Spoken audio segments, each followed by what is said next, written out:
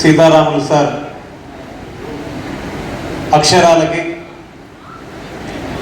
సీతారాములు sir వేసిన మార్గాలకి, సీతారాములు sir పండించిన జ్ఞానానికి, సీతారాములు సార్ అందించిన విజ్ఞానానికి, ఇక్కడికి వచ్చేసిన ఆయన ఆశయ సారథులకి మనస్ఫూర్తిగా నా నమస్కారాలు.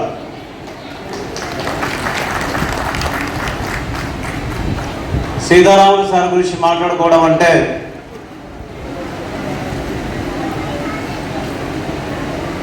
గాలి గురించి మాట్లాడుకోవడం, గుండె గురించి మాట్లాడుకోవడం, జీవితం గురించి మాట్లాడుకోవడం, భవిష్యత్తు గురించి మాట్లాడుకోవడం, భరోసా గురించి మాట్లాడుకోవడం, క్రమశిక్షణ గురించి మాట్లాడుకోవడం. ఎన్ని పదాలు చెప్పను ఈ పెదాలతో, ఎన్ని పాటలు పాడను ఆయన గురించి చెప్పడానికి ఈ పెదాలతో, ఎన్ని అక్షరాలను నిర్మించను ఆయన గురించి చెప్పడానికి. ఆయన మీ ముందు నిలబడి మాట్లాడుతున్న బీచ్కి తెలుగు భాషని పరిచయం చేసిన వారు. ఆయన మనమందరం ఇక్కడ కూర్చొని మాట్లాడడానికి స్ఫూర్తిని, ప్రేరణని ఇచ్చిన వారు. ఆయన ఈరోజు మనమందరం మన కుటుంబ సభ్యుల ముందు, మనమందరం మన ఊర్ల ముందు, మనమందరం మన ఊళ్ళో ఉన్న పెద్దవాళ్ళ ముందు నిలబడి గర్వంగా మాట్లాడడానికి, గొప్పగా చెప్పుకోవడానికి వేసినటువంటి ఒక గొప్ప మార్గనిర్దేశకులు. ఈరోజు మన పల్లెల పేర్లు, మన పేర్లు మన పిల్లల ముందు, ప్రపంచం ముందు సగర్వంగా నిలబడ్డాయంటే ఆయన చూపించిన తొవ్వలో మనం నిలిచాం. కాబట్టి ఇంతమందిని సీతారాములు సార్ కుటుంబ సభ్యులం అయ్యాం. మనమందరం ఎవరంటే సీతారాములు సార్ కుటుంబ సభ్యులం అయ్యాం. మనం ఎందరం ఎవరంటే సీతారాములు సార్ గ్రామస్తులం అయ్యాం. మనమందరం ఎవరంటే సీతారాములు సార్ తోబుట్టువులం అయ్యాం. అందుకే సీతారాములు సార్ మనందరికీ చదువు చెప్పిన దగ్గర నుంచి ఈరోజు వరకు సార్ అని పిలుచుకుంటే తప్ప మనకు సంతృప్తి లేదు. ఆయన సార్ అని సంబోధించకపోతే మన ఆత్మకి, మన చదువుకి, నేర్చుకున్న విజ్ఞానానికి ఒక సంతృప్తి లేదు. సీతారాములు సార్ సార్ ఎక్కడ ఉన్నారు? సరే,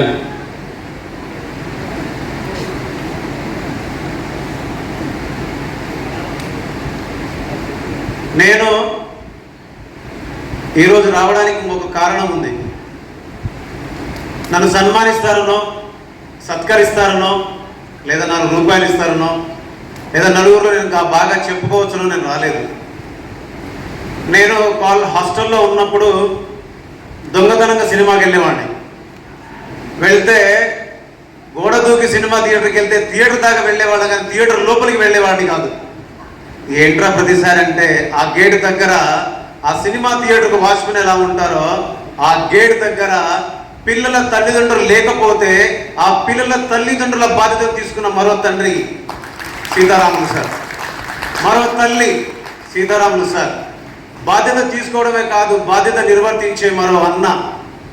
అలాగా సీతారాములు సార్ ఆ గేట్ దగ్గర నిలబడి, నువ్వు వెళ్ళాల్సింది సినిమాలకి, హాల్లకు కాదు, నువ్వు వెళ్ళాల్సింది సినిమా థియేటర్లోకి కాదు, నువ్వు వెళ్ళాల్సింది నీ మీద బరువుని, బాధ్యతని, ప్రేమని వాళ్ళు సాధించలేదు ఏదైతే ఉందో అది సాధించడానికి నువ్వు ముందుకెళ్లాల్సింది. నీ తల్లిదండ్రుల కోసం, నీ భవిష్యత్తు కోసం.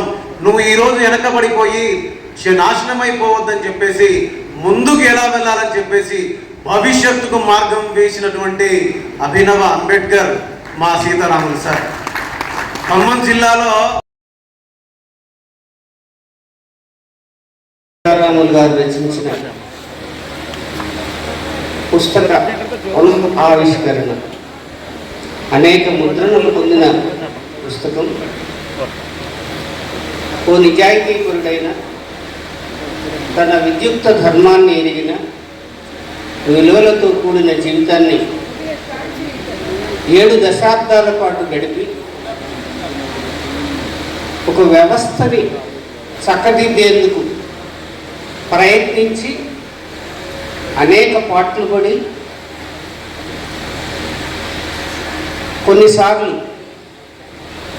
ఆ వ్యవస్థ పెట్టిన బాధలను తట్టుకొని నిలబడి పోరాడి గెలిచిన ఒక యోధుడి అనుభవ పరంపర ఇది. మార్పు పూర్తిగా రాలేదని కాదు, అది మనుషుల్లో మార్పు కాదు, టెక్నాలజీలో మార్పు వల్ల కొంత కట్టుదిట్టమైంది. టెక్నాలజీ వల్ల ఇప్పుడు అట్లాంటి అటెండెన్స్లు కానీ అట్లాంటి గోడ తొగుడు కానీ లేకుండా solar fencing, facial recognition attendance, ఆ వెల్ఫేర్ ఆఫీసర్ అసోసియేషన్ కూడా ఉంది. అది మనుషుల్లో మార్పు రాకపోయినా టెక్నాలజీ మార్పు తెచ్చింది. పుస్తకం ఇంకోటి ఏంటంటే 74 years, అందరూ 70 అంటున్నారు, ఏదో మాయమైపోయారు. 74 years.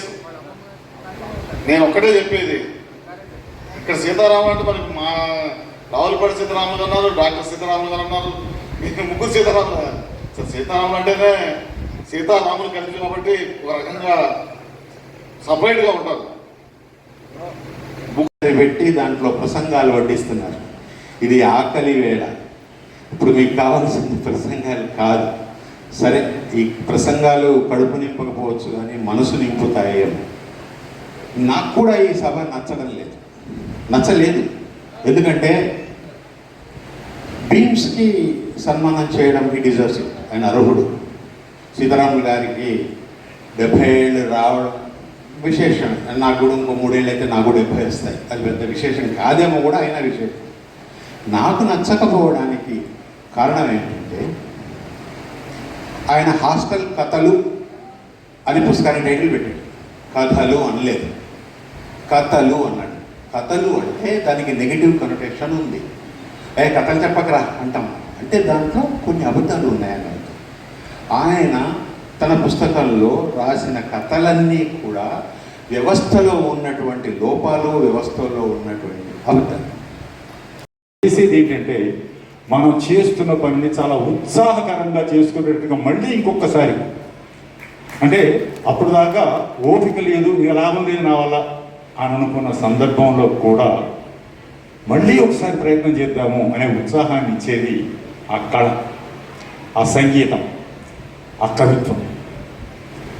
అయితే అట్లా ఈరోజు మనము సీతారాములు గారు ఇక్కడ ఆయన ఆహా, ఆయన ఓహో అనడానికి గురించి కాదు మాట్లాడాల్సింది ఏంటంటే, మనం ప్రతి ఒక్కరం కూడా మన జీవితంలో మనం ప్రయత్నం చేయాల్సింది ఏంటంటే, మనకు ఇది ఆధునిక భావాలు ఉన్నాయి, అభ్యుదయ భావాలు ఉన్నాయి అనేది కాదు. మనకే ఆత్మగౌరవం ఉందా?